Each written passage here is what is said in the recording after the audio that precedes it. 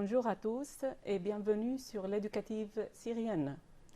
Chers collègues, inspecteurs et professeurs de français, nous continuons aujourd'hui la série de l'enseignement à distance et nous allons traiter les compétences linguistiques. Pour en savoir plus et pour répondre à plusieurs questions concernant l'enseignement de la grammaire et de la phonétique, objectifs, stratégies et déroulement, j'ai le plaisir d'accueillir ici dans les studios de l'éducative syrienne mes chers collègues Salwa et Lama. Bonjour. Bonjour Lama, ravie d'être avec vous. Je m'appelle Lama Sabbar, je suis enseignante et formatrice régionale ici à Damas. Bienvenue. Bonjour à tous, je suis Salwa Arbash, professeure de français et formatrice régionale à Konaïtira. Bonjour, et moi je suis Lama Issa, inspectrice régionale de français à Tartous. Alors, pour commencer, selon le cadre européen commun de référence, pour apprendre ou enseigner une langue étrangère, il faut se baser sur 5 compétences. La compréhension de l'oral, la compréhension de l'écrit, la production de l'oral et la production de l'écrit, et aussi les compétences linguistiques. Alors, nous allons dans cette session parler des compétences linguistiques. Alors Lama, qu'est-ce qu'on veut dire par les compétences linguistiques? C'est-à-dire les connaissances de la langue, la règle des grammaires et aussi le vocabulaire et la phonétique. Très bien. Alors tu as dit, on a des outils linguistiques, le lexique, la grammaire et la phonétique. Très bien. Alors quel est l'objectif général pour l'enseignement des compétences linguistiques ou des connaissances de la langue? L'apprenant utilise les structures de la langue nécessaires à la communication orale et écrite. Il adapte des outils linguistiques comme les règles de grammaire, la phonétique, le vocabulaire qui convient à ces structures. Très bien. Alors, il adapte des outils linguistiques, c'est-à-dire le lexique, la grammaire et la phonétique. Oui. En ce qui concerne le lexique, dans des sessions précédentes, on a traité les compétences de l'oral et les compétences de l'écrit et leur stratégie pour l'enseignement du vocabulaire. Oui. Alors, comment peut-on résumer ces stratégies pour l'enseignement du vocabulaire selon la perspective actionnelle? On peut résumer par que le bagage linguistique qu'on utilise pour s'exprimer à l'oral et à l'écrit et aussi le champ lexical qui est en relation avec le thème, l'objectif thématique et l'objectif thématique et l'acte de langage et l'acte de parole aussi qu'on repère lors de l'étude de la communication orale et écrite. Très bien. C'est-à-dire, durant les compétences orales et écrites, de la compréhension orale et écrite, on a repéré le vocabulaire et on a trouvé des actes de parole concernant un certain thème. Alors, pour s'exprimer, comme tu as dit, Lama, on a un bagage linguistique qui est basé sur le vocabulaire qu'on a repéré lors des cours de compréhension orale et écrite pour le réutiliser dans d'autres situations de communication. Très bien. Alors, le lexique a une place très importante dans la langue. Oui. Et il y a un autre outil qui est très important aussi, Salwa, c'est la grammaire. Oui. La grammaire est aussi importante que le lexique. Quelle est l'importance de la grammaire dans la langue? Quelle est la place de la grammaire dans la perspective actionnelle? Oui, il est évident que la grammaire est très importante pour communiquer. Car elle permet non seulement de construire des phrases correctes, mais encore de construire des phrases qui ont un sens et qui sont bien structurées. Donc toujours, la grammaire est au service de la langue. Et à l'aide de cet ensemble des outils linguistiques qui sont le lexique et les règles de grammaire, on organise nos pensées, on construit des phrases pour communiquer et pour s'exprimer à l'écrit et à l'oral sur des thèmes variés. Peut-on avoir un exemple? Par exemple, si on veut conseiller quelqu'un pour vivre sain, Oui, on a besoin d'utiliser la grammaire et le lexique concernant la santé ou bien la vie saine. Je dis par exemple, je te conseille de faire du sport régulièrement. Ici, dans cette phrase, j'utilise la grammaire. Je conjugue le verbe conseiller avec le sujet je. Et encore, j'utilise l'infinitif après une préposition. Donc ici, j'utilise la grammaire. Et encore, j'utilise l'adverbe régulièrement. très bien. Et encore, j'utilise le lexique qui concerne la santé ou bien la vie saine. Donc, pour réaliser une action, on a besoin des champs lexicaux, des outils linguistiques, le lexique et la grammaire pour construire ces phrases et pour s'exprimer sur n'importe quel thème. Alors, pour communiquer, c'est vrai, c'est utiliser un code linguistique, c'est la compétence linguistique, rapporter à une action la compétence pragmatique dans un contexte socio-culturel et linguistique donné. Compétences socio-linguistiques. Mais ce qui est important ici à noter ou à dire, c'est que ce n'est pas l'intéressant seulement une règle de grammaire, ce n'est pas retenir une règle de grammaire.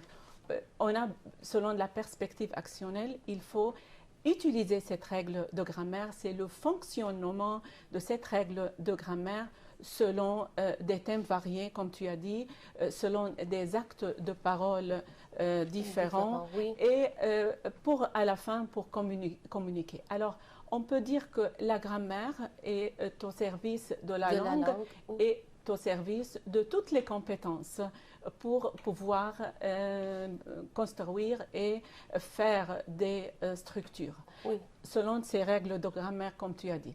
Alors, dans nos manuels, on a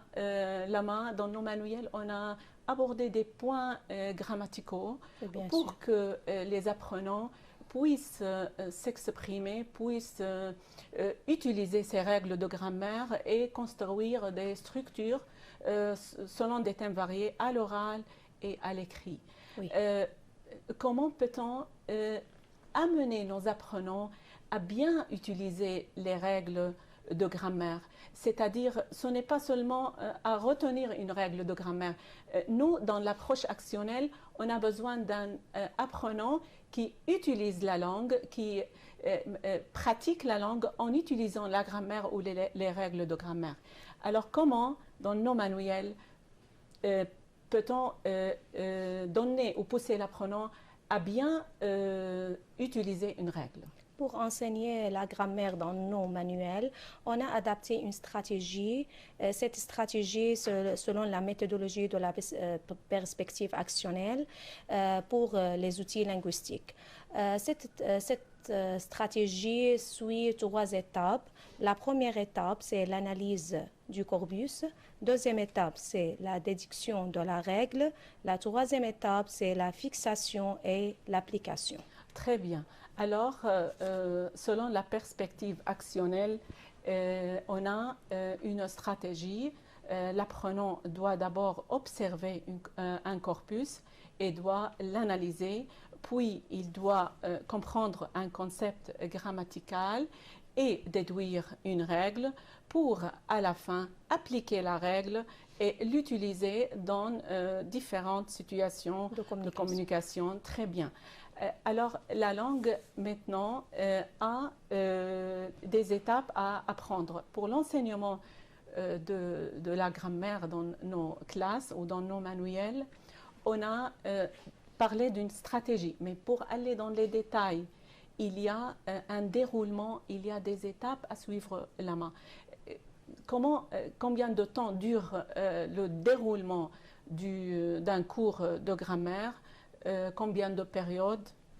Dans nos manuels, on adopte 2 périodes pour enseigner la compétences linguistiques.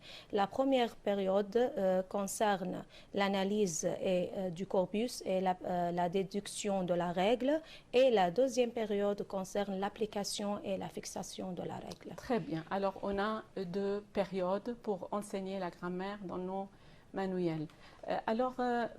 Pour la première période, Salwa, qui est l'analyse du corpus et la déduction de la règle, quel est l'objectif, quel est le déroulement, comment ça se passe dans un cours, la première période d'un cours de grammaire? Oui, la première période est consacrée à l'analyse du corpus et à la déduction de la règle. Oui. Cette période se fait lors d'une discussion collective et interactive entre l'enseignant et les apprenants, pour que les apprenants analysent le corpus et déduisent la règle. Donc, cette période aide nos apprenants à analyser le corpus et à déduire la règle. Très bien. Alors, c'est l'objectif. L'objectif, oui. Maintenant, si on passe pour voir le déroulement. Oui, pour commencer cette période, tout d'abord, l'enseignant doit annoncer l'objectif. Oui. Et après, il note le corpus au tableau, Oui. et demande aux apprenants d'observer et de lire ce corpus. Après, il mène une discussion générale en posant des questions sur ce point grammatical, et les apprenants répondent à ces questions. Très bien. Après, l'enseignant note au tableau les réponses et les apprenants repèrent les mots grammaticaux concernant le point grammatical. Donc, le corpus, ce corpus, ou bien l'enseignant doit profiter du corpus cité dans le livre, ou bien il peut utiliser un autre corpus, mais qui contient le même point grammatical. Comment doit être ce corpus? Les mots du corpus, le contenu du corpus? Ce corpus il doit être simple et clair, ou bien peut-être des phrases, ou bien un dialogue. Mais il doit être très simple et très clair. Le corpus doit être Oui. toujours au service du point grammatical. C'est-à-dire, je dois poser des questions pour analyser ce corpus, comme tu as dit, Oui. Salwa. Quelles questions pose-t-on? Comment se déroulent ces questions? Lors de la discussion que fait de la part de l'enseignant, les questions doivent porter sur la nature des mots, sur l'adjectif, le sujet ou bien les pronoms, et encore sur la fonction de ces mots, ou bien sur le genre et le nombre. C'est-à-dire des questions qui portent autour du point grammatical visé. Est-ce qu'on doit poser des questions sur la compréhension du sens du corpus? Non. Les questions doivent être sur le point grammatical visé. Ils sont basés sur le point grammatical visé. Dans quel but alors? Dans le but de repérer les mots grammaticaux. Alors, il y a ici un rôle pour l'enseignant et un rôle pour l'apprenant. Toujours. Oui, l'enseignant tout d'abord annonce l'objectif, puis note le corpus au tableau et mène une discussion générale en posant des questions, puis noter au tableau les réponses. Et c'est aux apprenants de lire et d'observer le corpus, de répondre aux questions et de repérer les mots grammaticaux. Alors, c'est ici, les apprenants commencent à découvrir le point grammatical. Ils répondent aux questions de l'enseignant.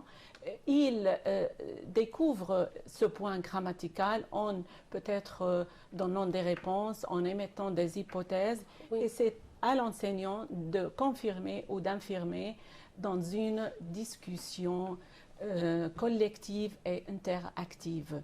On a posé beaucoup de questions concernant le point grammatical, Lama, mais est-ce que les apprenants ont compris comment l'enseignant va vérifier la compréhension du concept grammatical? C'est concernant le deuxième pas. de la première période, c'est le pas de la vérification de la compréhension du concept. L'enseignant demande aux apprenants de faire l'activité A et B. Il leur accorde le temps qui convient pour réaliser cette activité. Puis, il mène une discussion pour prendre les réponses, et il demande à chaque apprenant de justifier sa réponse. Et après, c'est-à-dire il fait une correction collective, il note les réponses correctes au tableau, puis il demande aux apprenants de faire l'activité B qui concerne la déduction de la règle et qui aide tout ça pour s'assurer que ces apprenants ont bien saisi la règle. Très bien. Alors, tu as dit il y a des activités après le corpus. Oui. Quel est le type de ces activités? Après chaque corpus, dans nos manuels de notre méthode de français IMAR, il y a des activités qui suivent le corpus. Quel est le type de ces activités-là? Les apprenants ont à classifier des éléments, à compléter une grille, à comparer entre les éléments. Il y a plusieurs activités qui concernent la compréhension de la règle chez les apprenants. Et dans l'activité B, il y a toujours des exercices exercices à compléter pour déduire la règle. L'enseignant doit s'assurer de la compréhension il doit savoir si ses apprenants bien saisi la règle ou non. C'est vrai. Alors, on peut dire que dans le deuxième pas, c'est la vérification de la compréhension du concept grammatical. Ici, l'enseignant va demander aux apprenants de faire les activités qui se trouvent sur le livre. Les apprenants vont répondre, vont réfléchir, vont justifier pendant la correction collective pour arriver à la fin à la compréhension du concept grammatical et à la déduction de la règle. Très bien, l'enseignant maintenant a fait une synthèse. C'est-à-dire, on est à la fin de la première période. L'enseignant maintenant a fait l'analyse du corpus et la déduction de la règle, c'est sûr, avec les apprenants. Alors, le rôle de l'enseignant dans cette phase, c'est de donner le temps qui convient à l'activité, écrire les bonnes réponses au tableau, demande aux apprenants de justifier leurs réponses, il va écrire toutes les informations, toutes les réponses correctes pour faire une synthèse, pour vérifier, s'assurer que ces apprenants ont bien saisi la règle de grammaire ou le point grammatical. Et l'apprenant, comme un rôle, il doit faire ou réaliser cette activité et compléter la règle ou déduire la règle. Peut-on ici proposer à l'enseignant, les apprenants peuvent faire individuellement tout d'abord, oui, bien sûr. Et puis ils peuvent travailler en binôme pour comparer les réponses, pour s'assurer à la correction collective à la fin. Alors maintenant, la première période est terminée et l'enseignant doit passer à la deuxième période. Oui. On arrive maintenant à la deuxième période, c'est la fixation et l'application de la règle.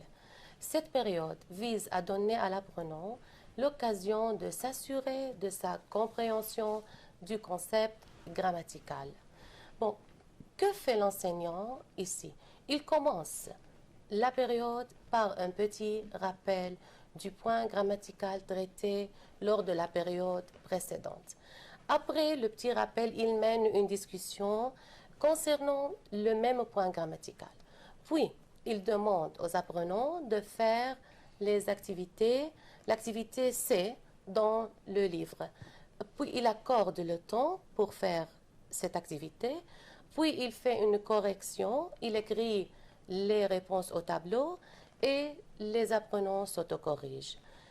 Cette période donne à l'apprenant l'occasion de réfléchir, d'analyser et de donner la bonne réponse de l'activité.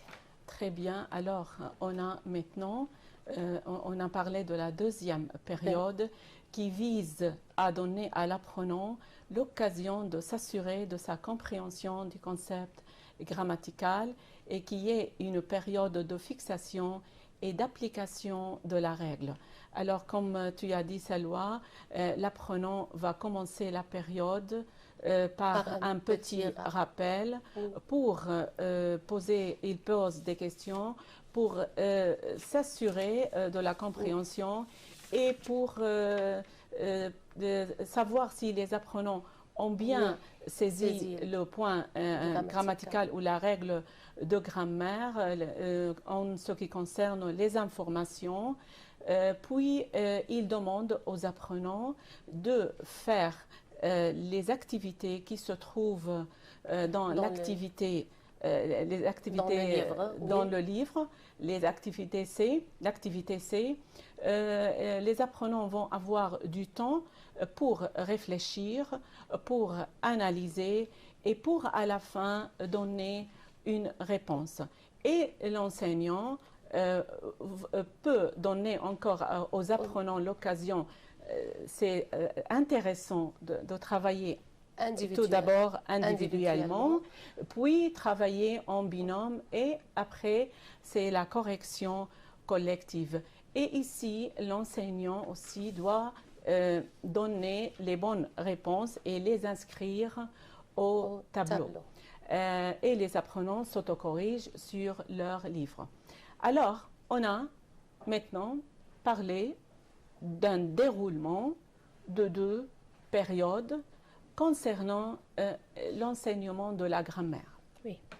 Dans les 2 périodes, l'apprenant, c'est sûr que l'apprenant doit être prêt pour s'entraîner ou pour appliquer. Quand est-ce que l'apprenant ici trouvera l'occasion pour évaluer son apprentissage, pour avoir un feedback de son enseignant? C'est avec les activités d'entraînement citées dans le livre sous le titre « Je m'entraîne ». Il y a une évaluation formative et cet entraînement invite l'apprenant à appliquer la règle grammaticale qu'il vient d'étudier. Alors maintenant, on a des activités d'entraînement dans le livre et que l'apprenant doit les faire et les réaliser et doit appliquer la règle grammaticale. C'est hors du corpus. C'est-à-dire maintenant, il y a un nouveau contexte, il y a des nouveaux exercices et l'apprenant doit s'habituer à appliquer la règle. Et c'est ce qu'on a dit, que l'apprenant ne doit pas retenir par cœur une règle de grammaire. Au contraire, il doit savoir appliquer la règle sur n'importe quel exercice ou dans n'importe quel exercice. Pour clarifier, pour donner une idée plus claire à nos apprenants, à nos enseignants, on va appliquer maintenant un cours de grammaire, la classe de bac et le point grammatical du discours direct et indirect pour aider, faciliter le travail avec nos enseignants. On commence avec la main. Oui, pour donner un cours de la compétence linguistique, tout d'abord, l'enseignant demande aux apprenants d'ouvrir leur livre à la page n'importe quelle page. 54, oui. 55. Et il leur demande de lire le corpus.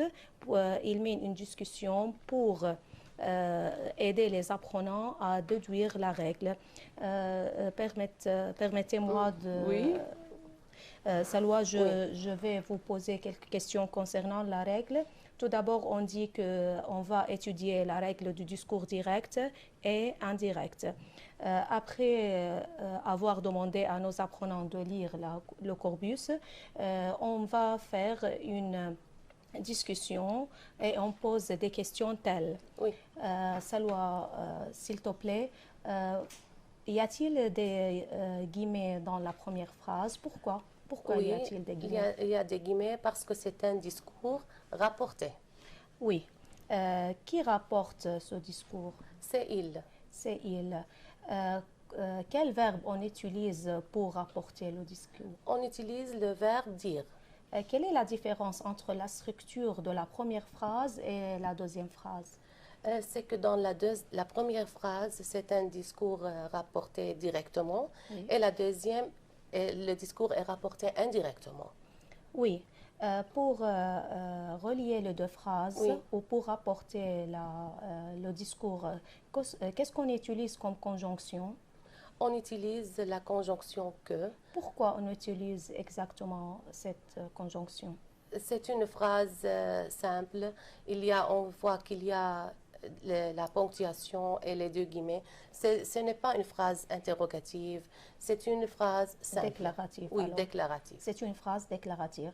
Et dans l'exercice ou la phrase B, est-ce qu'on a, quelle est la différence entre la première et la deuxième phrase? On utilise aussi la conjonction que, c'est-à-dire la deuxième phrase aussi est une phrase déclarative. Déclarative, oui.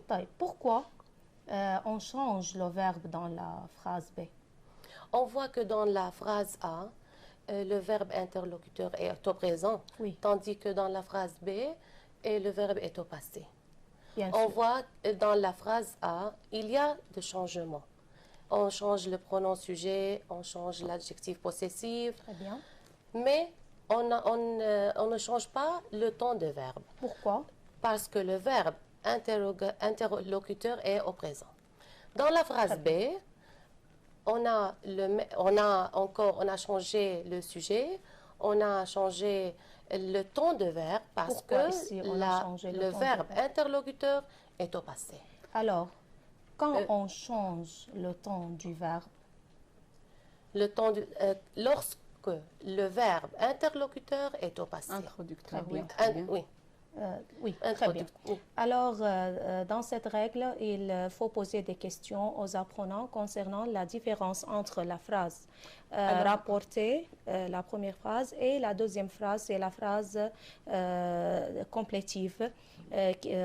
On va poser des questions concernant, pour attirer l'attention des apprenants, qu'on fait plusieurs changements quand on rapporte la phrase du discours direct au discours indirect.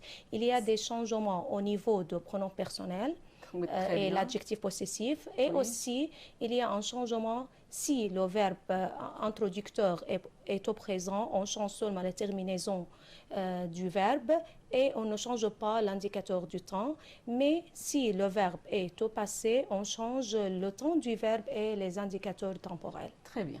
Alors, ici, ce que vous avez travaillé, Salwa et Lama, comme l'enseignant va faire, tu as mené une discussion avec Salwa pour découvrir ou pour savoir quelle est la façon de transformer du style direct ou du discours direct au discours indirect et quel changement on a fait lorsqu'on transforme du discours direct au discours indirect. Mais pourquoi on a plusieurs types de phrases, comme tu as dit, Lama? Ici, on a plusieurs types de la phrase. On a une phrase déclarative et on a une phrase interrogative totale et une phrase d'interrogative partielle et aussi il y a une phrase impérative. Tout cela pour attirer l'attention des apprenants qu'on doit changer la conjonction qu'on utilise pour rapporter le discours selon la structure de la phrase, selon le type de la phrase. Le type de la phrase. À chaque fois, ce type de la phrase exige un certain changement. Oui. Et les changements qu'on a faits selon le temps du verbe introducteur, c'est-à-dire s'il est au présent ou s'il est au passé composé. Tous ces changements, l'apprenant doit les remarquer. Maintenant, on a fini, si vous voulez, le premier pas de la première période. Oui. C'est-à-dire, on a fait une discussion générale, interactive. Maintenant, si vous voulez, on va passer au deuxième pas. C'est quoi le deuxième pas, Lama? On passe au deuxième pas, c'est la phase de la vérification de la compréhension de la règle et la déduction de la règle aussi. Alors ici, l'apprenant doit réaliser 2 activités ou 3 activités selon le cas pour vérifier sa compréhension. Oui. Si pour cette règle, on a des questions qui concernent souligner la phrase et il y a un tableau ou une grille à compléter. Très bien. Cette grille va attirer l'attention des apprenants au changement qu'on doit faire quand on transforme la phrase du discours direct ou discours indirect. Lors de la réalisation de cette activité, l'enseignant s'assure de la compréhension de leurs apprenants. Il doit s'assurer si ces apprenants ont bien compris la règle ou non. Exactement. Alors, puis, les apprenants vont faire la deuxième activité. Cette activité est consacrée à la déduction de la règle.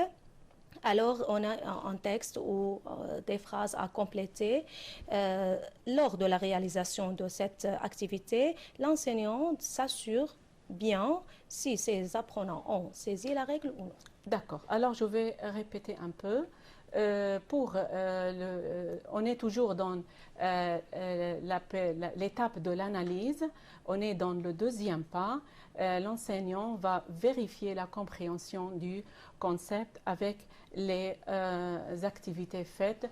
Premier exercice ou première activité, c'est de préciser si la phrase est rapportée directement ou indirectement.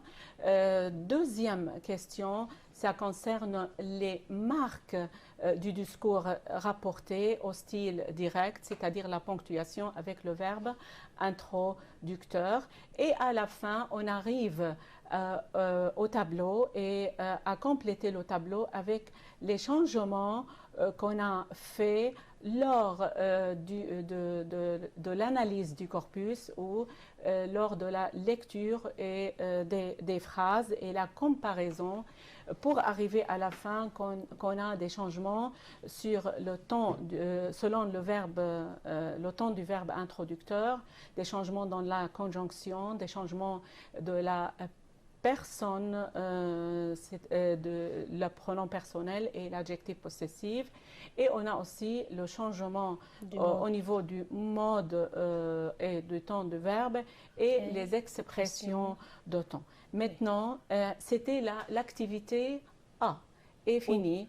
Oui. Maintenant, pour l'activité B aussi, l'apprenant a il doit réfléchir encore pour compléter la règle et pour, qu'est-ce qu'on dit, pour nous montrer qu'il a bien compris ce concept grammatical. Alors, il complète la règle et déduire la règle. Alors, notre but, tout notre travail est axé sur la déduction de la règle. Nous voulons de s'assurer que l'apprenant bien saisi ou a bien compris la règle. Alors, maintenant, c'est fini pour la première période. L'analyse du corpus et la déduction de la règle et la première période. Alors, maintenant, on passe à la deuxième période. C'est la troisième étape qui concerne l'application et la fixation de la règle. Il y a ici l'activité C. Ici, dans cette règle, il y a des phrases. On demande aux apprenants de les transformer du discours direct au discours indirect. Très bien. Alors, l'apprenant doit réaliser toutes ces phrases en faisant les changements nécessaires. Tout d'abord, il va préciser le type de la phrase, déclarative, interrogative ou impérative. Puis, il doit choisir la conjonction qui convient. Si on a une phrase déclarative, c'est-à-dire on doit choisir la conjonction que. Interrogation totale, par exemple, on doit choisir la conjonction si. Et si on a une interrogation partielle, on garde le même mot interrogatif, mais avec qu'est-ce que, on utilise ce que.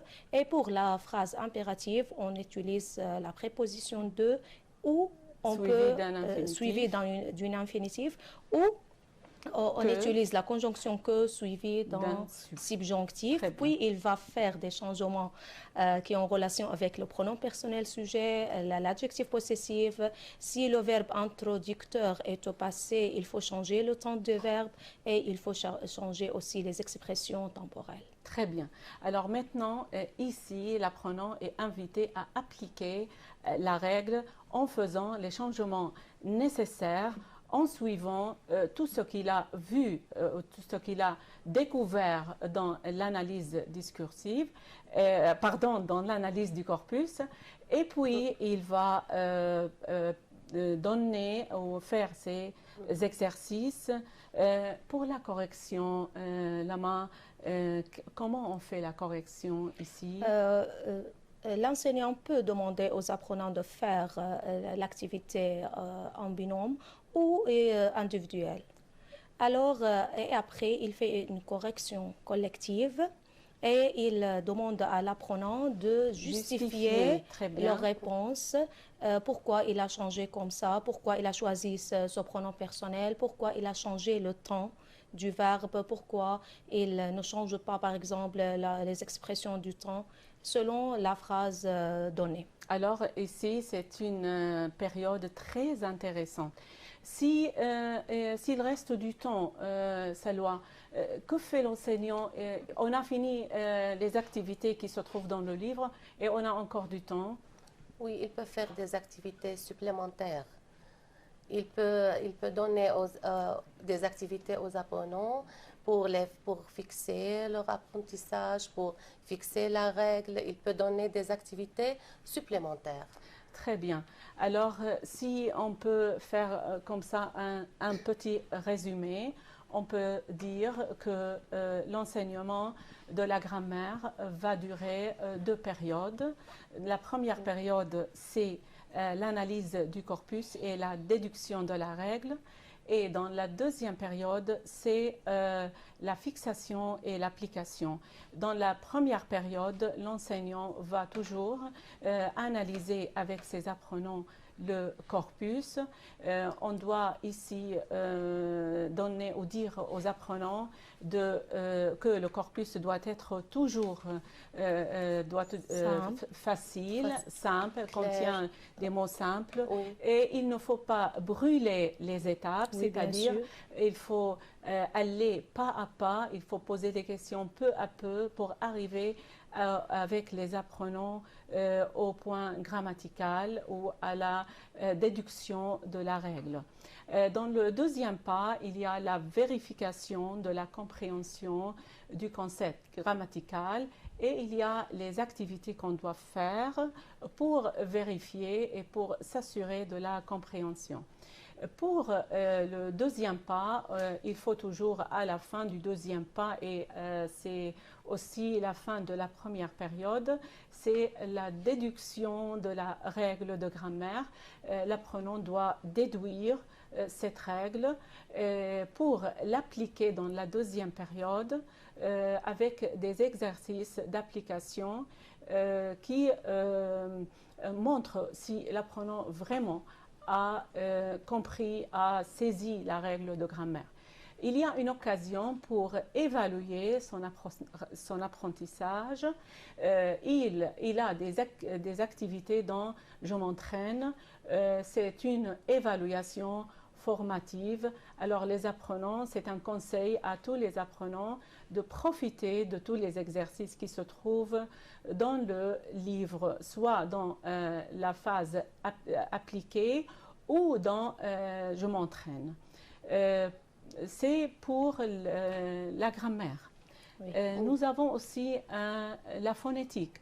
Alors maintenant, pour la phonétique, Salwa, quel est l'objectif d'un cours de phonétique? Oui, la phonétique, c'est une étape. Et cette étape sert à donner à l'apprenant l'occasion de prononcer les sons et d'identifier leur graphie.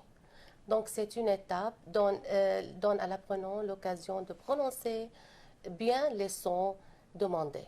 Donc, pour la phonétique, on a 4 étapes. La première étape, c'est écouter et entourer les mots qui contiennent le son demandé. Et la deuxième étape, c'est écouter et souligner les lettres du son. Oui. Oui, et après la classification selon les formes graphiques. Et à la fin, c'est la répétition et la prononciation. Très bien. Alors, je répète encore, pour la stratégie de la phonétique, on a un enregistrement à écouter qui contient le son visé. Il faut écouter et entourer les mots tout d'abord, puis il faut écouter et souligner les sons qui contiennent les graphies qui contiennent à ce son. Et troisièmement, c'est la classification selon les formes graphiques. On arrive à la fin à la répétition et à la prononciation. Alors, le déroulement, c'est combien de périodes, Salwa? Pour la phonétique, on consacre une seule période. L'enseignant commence par faire écouter l'enregistrement pour la première fois. Il demande aux apprenants d'entourer ou bien de souligner les mots qui contiennent le son visé. Puis, les apprenants ici entourent ou bien soulignent les mots. Puis, il fait écouter l'enregistrement pour la deuxième fois et demande aux apprenants d'entourer ou bien de montrer les lettres ou bien les graphies qui correspondent au son visé. Et après, il leur demande de classifier selon les formes graphiques, peut-être dans une grille. Et à la fin, répéter, et les apprenants répètent et prononcent le son visé. Très bien. Alors, est-ce qu'on peut demander aux apprenants de donner, par exemple, de leur bagage linguistique, des mots qui contiennent ce son, par exemple? Oui, bien sûr, on peut donner de leur bagage linguistique des mots qui contiennent le même son visé. Alors, maintenant, pour clarifier ou pour appliquer un peu, qu'est-ce qu'on peut dire aux apprenants pour pratiquer ou pour donner un cours de phonétique? Un exemple de la classe de 9e, par exemple. Par exemple, on a ici la première unité de la classe de 9e. On a le son on. Tout d'abord, l'enseignant passe l'enregistrement. Oui. Et puis demande aux apprenants d'entourer ou bien de souligner les mots. Oui. Donc, tout d'abord, les apprenants soulignent les mots qui contiennent le son visé. Oui. C'est la première activité. Oui. Ensuite, pour la deuxième activité, il passe l'enregistrement et il demande aux apprenants de montrer les mots ou bien les lettres qui correspondent au son. Oui. Après, il y a dans le livre une grille. Il demande aux apprenants de classifier selon leur graphie. Et à la fin, il demande aux apprenants de prononcer et de répéter les mots qui contiennent le son. Très bien. Alors, pour répéter toujours, il y a la graphie de la phonétique. L'enseignant doit demander aux apprenants d'écouter l'enregistrement et d'entourer les mots qui contiennent le son visé. Puis, il demande d'écouter de nouveau et de souligner les lettres ou les graphies qui correspondent au son. Et puis, ils doivent classifier selon les formes graphiques et prononcer à la fin. S'il y a une faute de prononciation, alors qu'est-ce que l'apprenant doit faire? Il doit le corriger. L'enseignant il peut répéter l'enregistrement ou bien il peut corriger et demande aux apprenants de répéter et prononcer de nouveau les mots ou bien le son. Est-ce que l'enseignant va choisir quelques apprenants qui ont une bonne prononciation pour répéter? Non. Il faut que tous les élèves participent à cette activité ou bien à la prononciation des mots du son visé. D'accord. Oui. Alors, Salwa, dans les livres, dans les manuels, notre nouvelle méthode de français IMAR, on a au service de la phonétique des chansons. Oui. Alors, ici, quelle est l'importance des chansons? Qu'est-ce que vous dites? Les chansons ont une grande importance, surtout dans les classes de 7e, de 7e et 8e. 7e et 8e, oui. On a des chansons. Quelle est l'importance ici, les chansons? Je peux dire que les chansons qu'ils aident les apprenants à écouter. À s'habituer à la prononciation de la langue française. avec...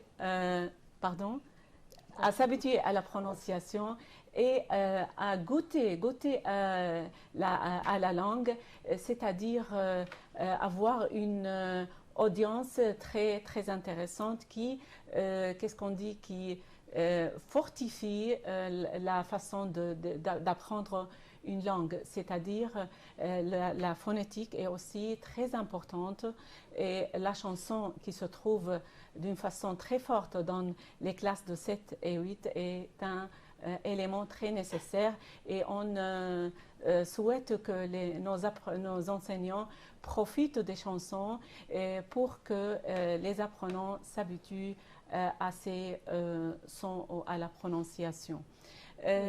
Pour la grammaire et la phonétique alors et le lexique, qu'est-ce qu'on peut dire comme mot comme conseil pour donner à nos apprenants, à nos enseignants, si vous voulez? Tout d'abord, l'enseignant doit savoir que l'enseignement de la compétence linguistique est très important. Parce que cette phase aide les apprenants à construire des phrases et les conduit après à bien s'exprimer à l'oral et à l'écrit. Très bien. Parce que les apprenants ici vont rassembler tout le vocabulaire, tout le champ lexical nécessaire à la communication, à l'oral et à l'écrit. Et aussi, la phonétique est très, très, très importante. Pourquoi? Parce que la prononciation de la langue est très importante. Quand on prononce la langue, le son et les identifie avec les graphies, c'est tout d'abord comme c'est très amusant. C'est très intéressant aussi dans l'orthographe. Oui. Bien sûr, c'est très intéressant. Alors, il faut savoir comment prononcer les mots et comment construire une phrase pour bien s'exprimer, soit à l'oral, soit à l'écrit. Et Salwa? Oui, la grammaire est toujours elle est au service de la langue. Très bien. C'est-à-dire que encore le bagage linguistique qu'on utilise pour s'exprimer à l'oral ou bien à l'écrit, c'est tout le champ lexical. C'est-à-dire le champ lexical qui est en relation avec l'objet thématique et à l'acte de parole et qu'on a repéré lors de l'étude de la compréhension orale et écrite. Donc, à l'aide de la grammaire, à l'aide des outils linguistiques, on peut construire des phrases bien structurées et qui ont un sens et des phrases correctes. Donc, on a besoin de la grammaire, des règles de la grammaire, du champ lexical qui ont en relation avec le thème étudié ou bien n'importe quel thème. C'est-à-dire, tu veux dire, Salwa, que la grammaire est au service de la langue et au service de toutes les compétences, oui. C'est-à-dire pour m'exprimer, pour que je m'exprime, pour m'exprimer sur n'importe quel thème, je dois utiliser les règles de grammaire.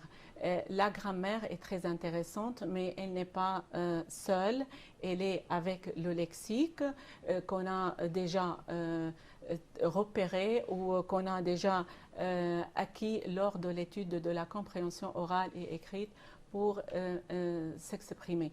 La phonétique aussi a une place très importante parce que si je ne connais pas les graphiques qui correspondent au son, je ne sais pas bien écrire ou bien m'exprimer soit à l'oral ou à l'écrit. Alors, les compétences linguistiques sont très importantes, mais il faut attirer l'attention qu'il faut prendre tout cet ensemble dans l'ensemble, c'est-à-dire il ne faut pas retenir par cœur une règle de grammaire.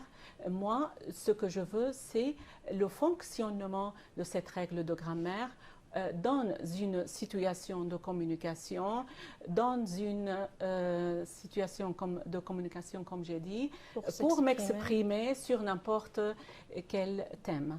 Alors, avec ces remarques à la fin, on arrive à la fin de notre session Lama. Et Salwa, merci beaucoup à vous. Merci à toi, Lama. Je suis très heureux d'être avec toi. Moi aussi. Merci à toi, Lama. Je suis ravie d'être avec vous. Moi aussi, merci à vous. Et j'espère que ce serait profitable pour tous nos enseignants et pour nos apprenants. Et merci à vous de nous avoir suivis. Merci beaucoup.